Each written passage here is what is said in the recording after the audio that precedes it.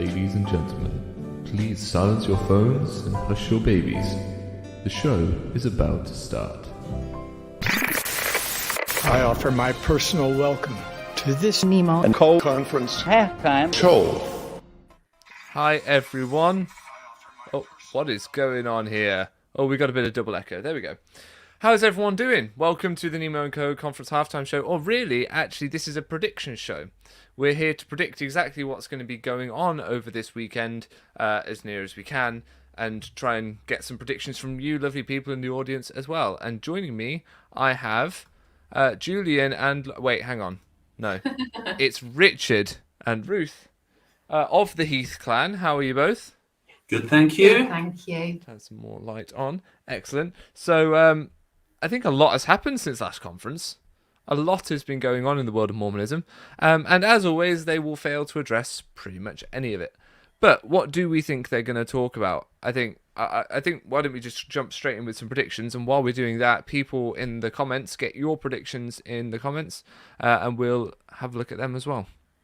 Do you want me to go first? Yes. Yeah. Oh, so Give us a few. I was thinking back over this last year, thinking we've got sex scandals, abuse scandals, financial scandals, liars being exposed, police investigations all going on. And I would love to think that there's going to be some apologies, some heartfelt soul searching and change of direction. I don't think we're going to see any of that.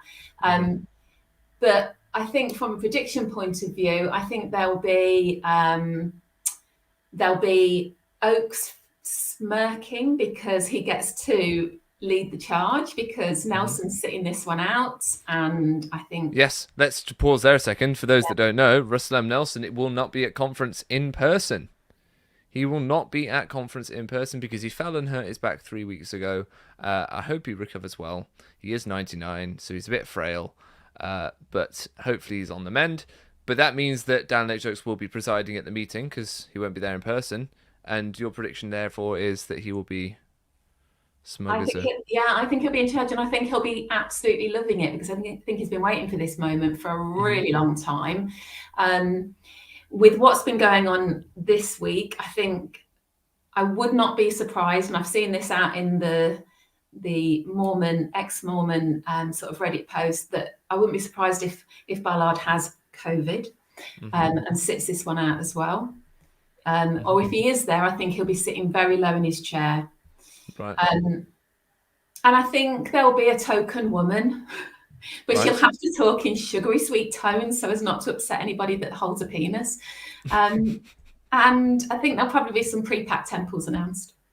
Well, I think it's interesting what you say about Ballard. I think we won't see Holland. I don't think we'll see Holland. No. He's very unwell, so I don't think he'll be there.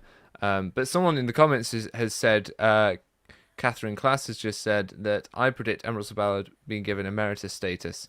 Nah, he's not going to get emeritus status. When the entire first presidency are in their 90s, why would you give a man who's 93 emeritus status? There's clearly just no retirement age. Yeah. A whippersnapper. Yeah, he's a veritable whippersnapper indeed. Oh, someone has just made a good point. Since Russell M. Nelson's not there, he will for sure win the mention contest. Yes, that's what I thought. Definitely. Yes. Let's hear your predictions, Richard. Yeah. Okay, so I had a little bit of a think about this, and I, like Ruth, probably like yourself and others, thought about what's been going on in the Mormon sphere over the last year, and therefore what might they not refer to directly, but what might they need to correct through a talk. And these are the things that I was thinking of. Firstly, I thought that there might be a talk on the word of wisdom, especially in light of the Salt Lake Tribune's recent article on the fact that 25% of Mormons have drunk tea, coffee, or alcohol in the last 6 months, and that 20% of American active temple recommend holders say that they have drunk coffee in the last 6 months. Right. Okay. I thought they might extend that a little bit and perhaps talk about making and keeping covenants generally, just to remind people how important it is to follow the rules, to obey, and that when you said you will wear your temple underwear, you wear your temple underwear. I thought maybe there might be a talk on the blessings of paying tithing in the light of SEC fiascos this year, and also in the light of the fact that, and this is certainly where we were before we left the church, that there are a lot of members who are probably questioning whether they should pay tithing, whether they need to pay tithing, or whether they should pay it directly to a charity because the church doesn't need the money. And it would be, I think, a timely opportunity to remind members that the church doesn't need your money. You need the blessings of paying tithing. I thought we might have something to do with not speaking ill of the Lord's anointed in the light of what's going on with Tim Ballard and President Ballard, and that none of us should point the finger at President Ballard, and we should accept the church's statement that he's entirely innocent, and at the very worst, he's like a grandfather to Tim Ballard, nothing else. No silent partnerships or anything of that nature. I thought with it being the anniversary of the first vision, we might have a first vision talk, a nice one to remind us that we have a very clear historical account of those events, and we all know exactly how they went down, just as it tells us in the Pearl of Great Price.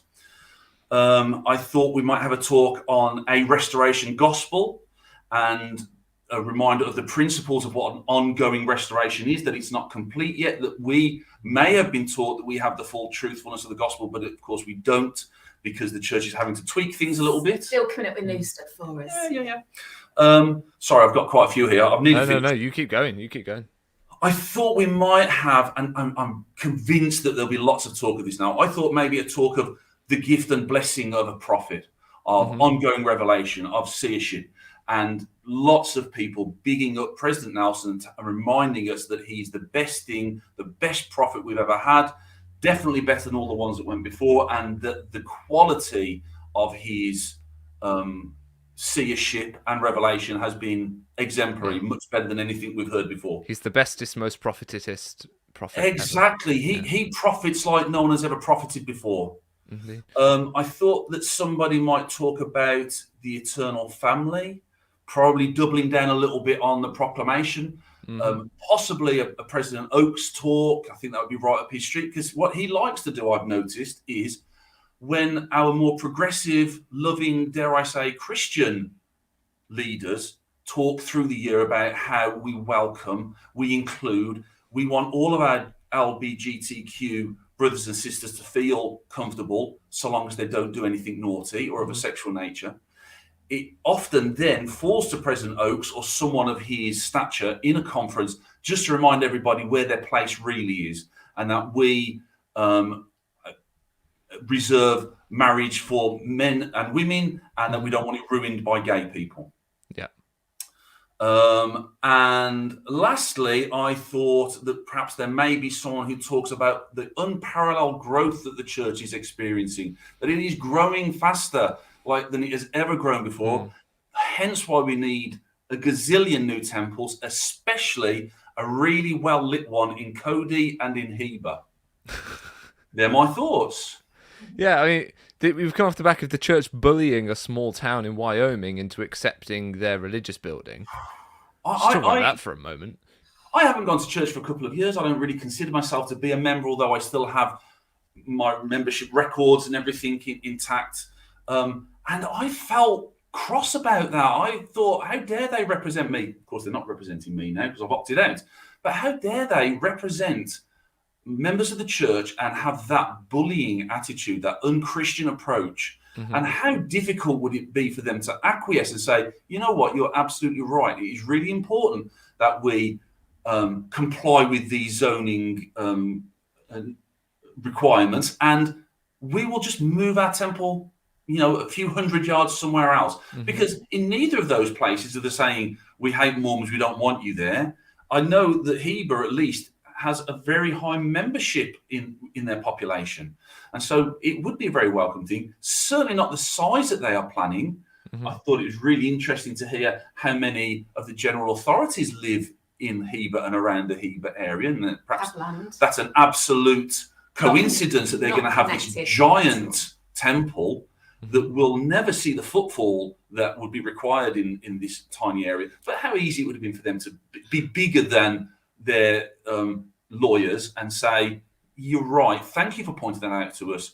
We want to be good neighbours. Let's move it to where would be a more appropriate site. just can't imagine. They must be paying a fortune to PR companies. I can't imagine that anybody that works in PR for the church enjoys their job at the moment, because they're either fighting scandals and trying to keep the press out of the name of members out of the press, or they're dealing with this sorts of craziness whereby a whole town is being sued because the Mormons want to come and put a massive eyesore of a temple there that's not in keeping at all with the surroundings, when a perfectly fine example of one that would fit in was proffered and turned down and rejected. It's just, for anybody that was working in public relations for the church, they just must be pulling their hair out thinking, just give us something that makes it acceptable to people. The persecution complex is in full swing, though. It's like, oh, we're done listening to people who try and kick us out of their town, blah, blah, blah. We were driven from place to place, etc., etc. It's not about that. People of Cody, Wyoming aren't saying don't have a temple. They're saying don't build it at that size in that place, please. Well, they're punching down. They have the power. They have the finances. They have the clout. And they are hurting people that are not as strong as them and not listening to their needs. Why do they think that people would at all? I wish I'd thought of it earlier to do a Kickstarter or like a GoFundMe for the town of Cody, Wyoming, to pay for legal fees to fight the Mormon Church. Well, this is what I thought. I hope that current tithe payers are happy with knowing that is how some of their tithing or offering money is being spent to bully this community. And it also occurred to me that, while you're right, Nemo, we are hearing some of this persecution complex, but they are acting in a very similar way to the way that the leadership of the church acted back in the Missouri days, back in the Nauvoo days, where they exercised their muscle, flexed their political power. Obviously, they didn't have the money back then that they have now to throw around as well. But it's how to really lose friends and not influence people in a positive way. How to lose friends and alienate people. Exactly. Yeah. Exactly. Yeah. It should. I can't imagine how they thought this would be good press, but the members aren't going to see it because, as far as I'm aware, I've seen a few people taking part in a social media fast leading up to conference. So the church, if in doubt, just ask the members not to go on social media.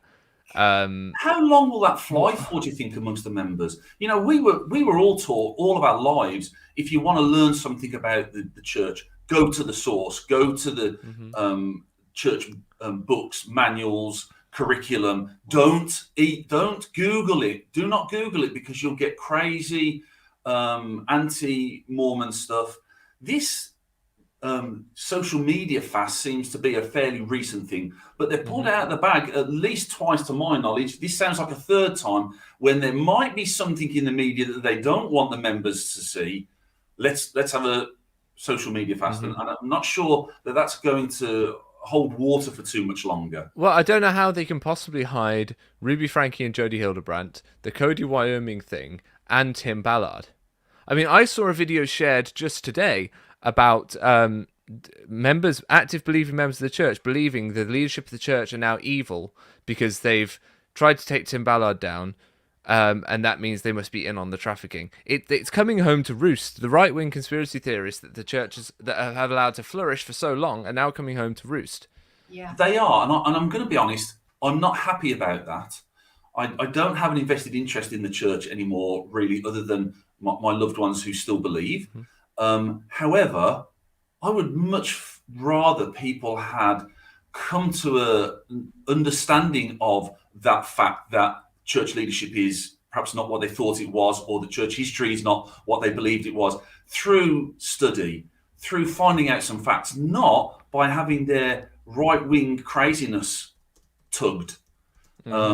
And actually, it says a lot that those members who perhaps are MAGA Republicans, one slice of the crazy, and MAGA conservatives, and still think that actually Donald Trump is acting president, that Biden is some kind of automaton, whatever it is, and who support Tim Ballard because they believe in all the crazy stuff that they've been taught about and don't get me wrong, I am very much aware of the need to safeguard children, and to make sure that those people that do them harm don't have access to them. But, there's been so much stuff flying around in the American news about pizza parlors and all kinds of stuff going on. They buy into that, and they would choose that over their church leaders. Now, I could give them a list of reasons to not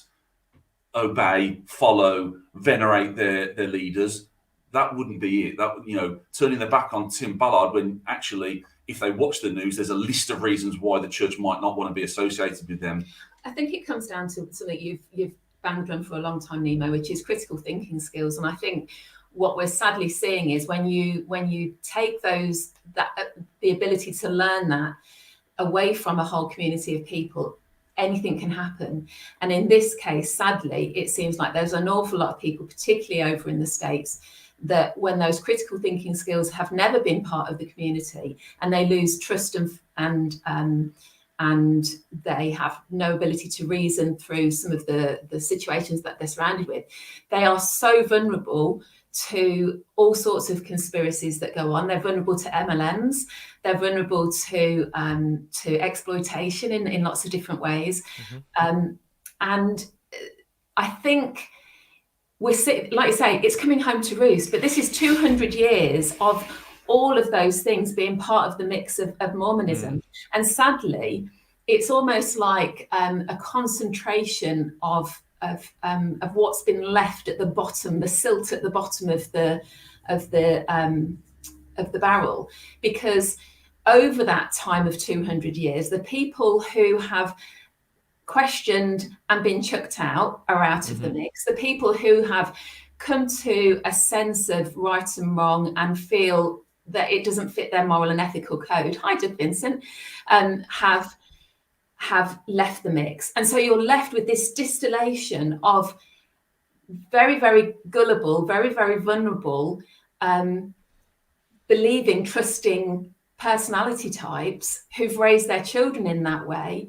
And you've got very, very old people talking and trying to give the same pat answers that were given 50 or even 80 years ago. It just doesn't fly anymore out in the real world. What is going through the minds, to kind of bring it back to conference, what is going through the minds of these men sat in their ivory tower, looking down at their people and seeing, okay, all the liberals have been leaving us for a while now, basically since 2008, if not some earlier. But we've done several things that have led to mass resignations for people on the more sort of left-wing side of things, people on that side of the spectrum. But we've always had die-hard base of right-wingers. Now the right-wingers are... They have bought into this idea that everything's a conspiracy and you can't trust large organizations. And, this video was talking about how the fact that some of the female leaders of the church have been involved with the WHO, and the church has been giving donations to the WHO, and the WHO is part of the global conspiracy. So therefore, the church must therefore be in on it. So now, rather than their conservatism and their traditionalism being like, well, the church is what I've always had, so the church long may it remain, that's now biting the church in the bum, as it were, because they're going, okay, well, we don't trust the church either. Let us follow Tim Ballard. So now those people are starting to leave. Who's left? The moderates, who are they? How many of them are there? Are there enough of them? And to quote somebody who is not sat too far away from me, what is left is the silt in the bottom of the barrel. Now, it's interesting because I had a thought. As I drive backwards and forwards to work, I'm often listening to podcasts, and I was listening to the latest one, or one of the latest ones by Bill Reel, where he's talking about cafe or latte Mormons, or whatever it was that he called them. And it occurred to me that, and this isn't to do, we say what's left is the silt in the bottom of the barrel. I know there are lots and lots of great people who still go to church, and good on them. I'm glad that they can still believe. I'm really pleased for them. Genuinely mean that. And I don't want this to sound like I'm judging everybody that still goes to church, although I probably am with these words. But it struck me that how ironic that most of the people, if not all of the people that I know who have left church because of the church's truth claims, because of what they've discovered about the history of the church, because they've discovered the lies that have been told us our whole lives, wouldn't have dreamt of drinking a cup of coffee. Now, I know Bill said himself, it sounds like a tiny thing and an inconsequential thing. I wouldn't have dreamt of doing it. And even when I left the church, I thought I would continue keeping the word of wisdom because I've done it for 55 years. I might as well continue doing it. And yet what they've got left are people who will do that. Now, I know that sounds like I'm judging. Part of me wants to say, good on you. You live the bits that you want to. You be that cafeteria Mormon. And I don't mean that as a pejorative. I mean, because that's what I did for the last 10 years of going to church. I picked the bits that I wanted. You picked the Christian bits. I agreed with the Christian bits. And I decided there were bits that I wasn't going to agree with. I wasn't going to do anymore. But it did strike me that it must be an uncomfortable position for the church leaders to be in, to know that actually, and they know who we are. I don't mean us personally, but those of us that have left the church, they know that most of us are not lazy learners. We're not just people that couldn't be bothered to get out of bed on a Sunday, that we have legitimate reasons to have lost our faith and our testimony in the church. And I've got to be honest, I really enjoyed it when Bill looked into the camera and addressed the church leadership directly and said, you are losing a grip on things. Mm-hmm. And they are. Yeah. And that's why, coming back to why we're here, the things that I have predicted as being topics for conversation are those things that they're going to want to put straight, that they're going to want to double down on, that they're going to want to remind the membership of the church that this is how it is. This is the doctrine of the church. Mm-hmm. Anyway, what's your predictions, Nemo? Well, before we go to my predictions, I have to tell the lovely people about the sponsor of the Nemo Co halftime show, which are these candles. Happens every year. Isn't it lovely? Look at it. But you'll notice it has no name. Has it a name? No, it doesn't. It has no name currently. This is my creator candle that I've been working on with the lovely people at the EXMO Candle Co. It smells great, not gonna lie. Does it smell of Nemo? Yeah, it does a little bit. It smells like me. So that's what's going on in the background there, and I need everyone's help in naming it. So I'm going to put a poll up on my YouTube community tab, but also put some suggestions in the chat here as to what it could be called. And I'll write down some of the ones that I think are great. And I also want to take this moment to apologise to all the Conservatives who are now quite upset at me in the comments. I'm aware that I've tarred the idea of conservatism with a large brush. I'm aware that political conservatism is a larger thing than the far right movements that we're talking about specifically. But I hope you understand I'm talking about those two sides of the political spectrum. For me, the politics that we suddenly saw when, it became obvious to me certainly when Trump was campaigning, the politics that suddenly went into that, I just found really, really distasteful, because I thought we weren't supposed to mix politics with religion. And I suddenly realised that, oh no, it absolutely is over in the States. Over here, not quite so much.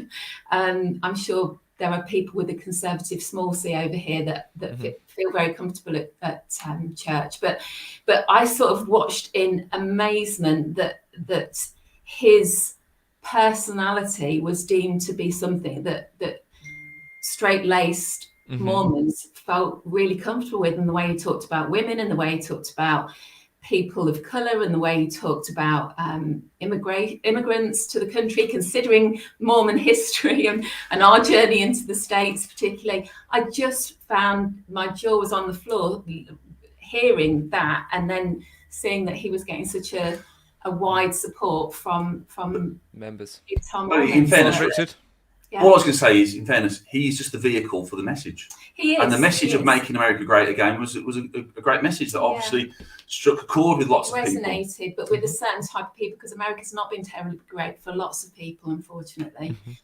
In the same way, and I'm saying this knowing full well that the UK has been absolutely dreadful. We've got dirty hands. We have got our own dirty history to repent of. Yeah. But I wouldn't go under the slogan of "Make Britain Great Again." I was going to say exactly what Ruth said, and that is, I don't feel comfortable with politics and religion being mixed anyway, and I don't think they should be. not until Jesus comes again and he is the politics of the world, that would be a good thing. And I remember being really upset as a youth, being told that, and I think it was at the time that Spencer W. Kimball was the prophet, and I don't know how this message came, or if it ever really did, but certainly in this country we've been told that the church has said we should vote Conservative. And I thought, that's a terrible thing for the church to tell us. Oh, I mean, there's been talks. It's not anything about politics, really. Well, so why do you think the church has had such a difficult time in Russia when Ezra Taft Benson was so derogatory towards communism, for example? Anyway, let's not open that can of worms. A couple more predictions I want to hear about. How many temples do we think? How many temples do we think we're going to get? Oh my goodness!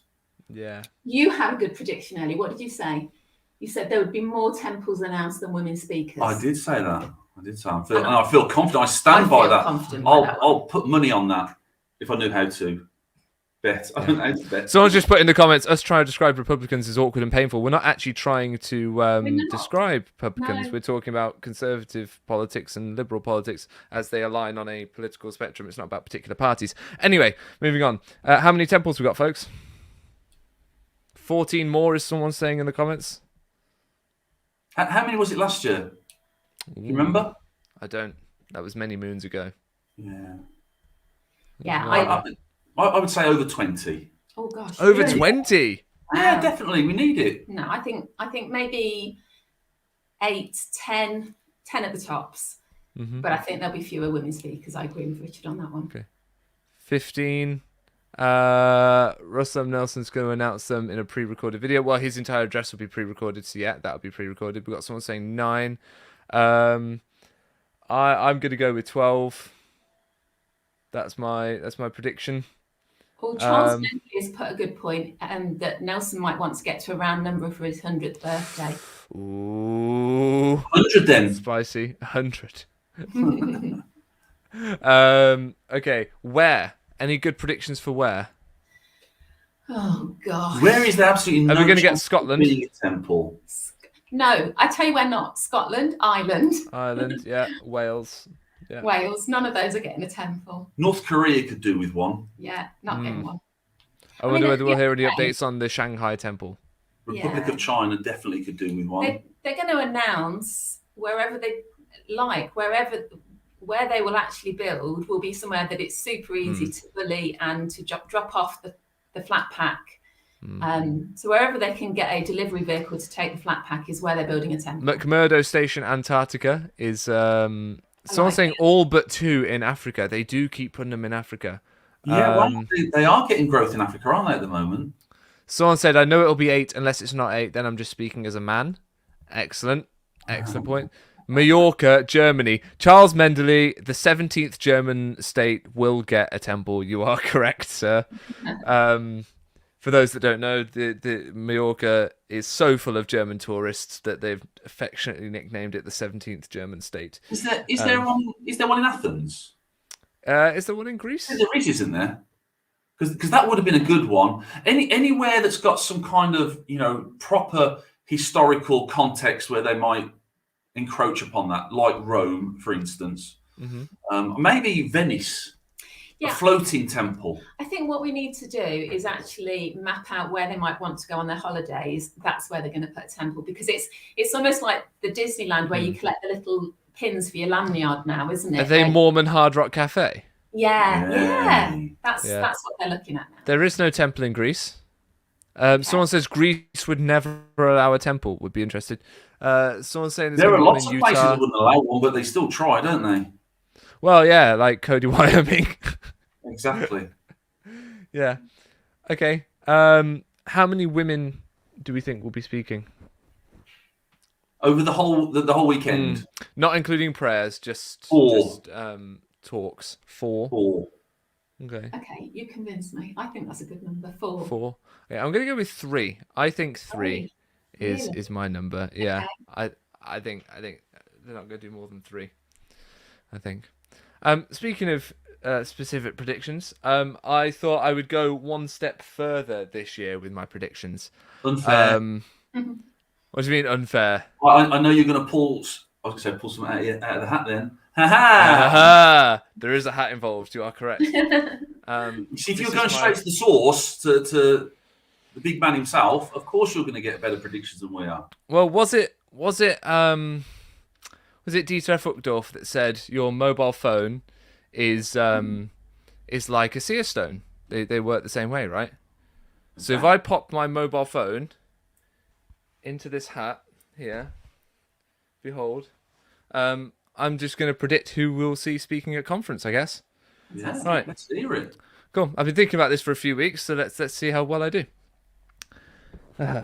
David A. Bednar, Amy A. Wright, Robert M. Daines, Carlos A. Godoy, D. Todd Christopherson, Ian S. Arden, Dallin H. Oakes. I reckon because Oakes did the sustaining last time, Henry Bjaring will do the sustaining this time. I reckon we'll get Anderson talking, then Janny Newman maybe, Joaquin E. Costa. We'll get Gary E. Stevenson for sure.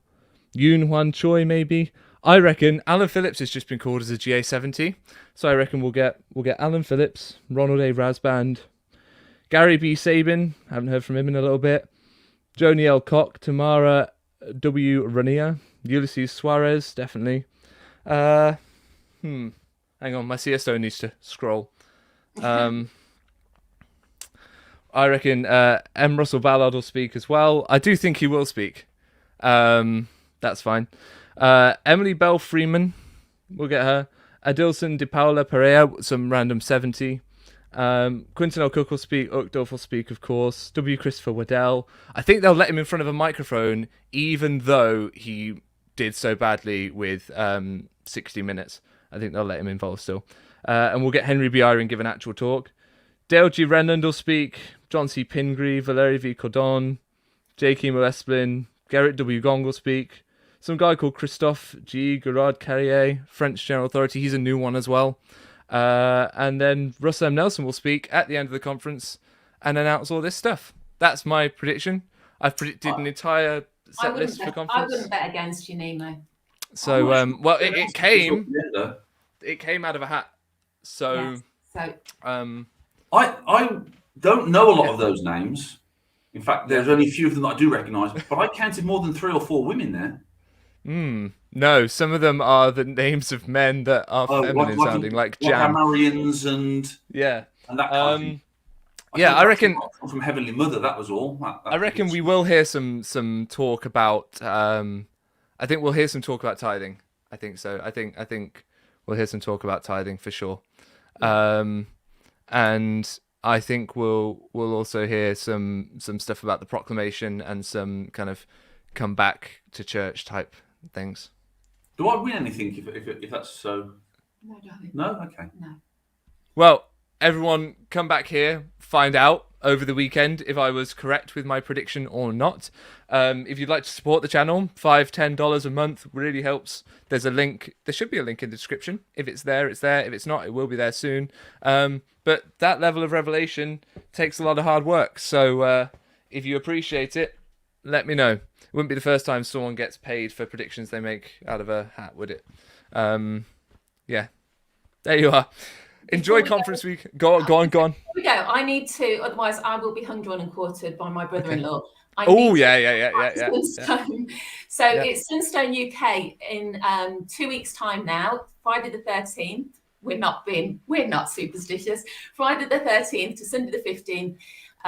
If you would like to come, there's still some tickets available. You go to the main Sunstone website and you'll be able to see the links for Sunstone UK. It will be lots and lots of fun. There'll be lots of people there enjoying themselves. There's always going to be something you can fit in with and enjoy doing. It will be a blast. So look out for the Facebook group, but go straight to the Sunstone website and book your tickets if you want to come. We'll see you there.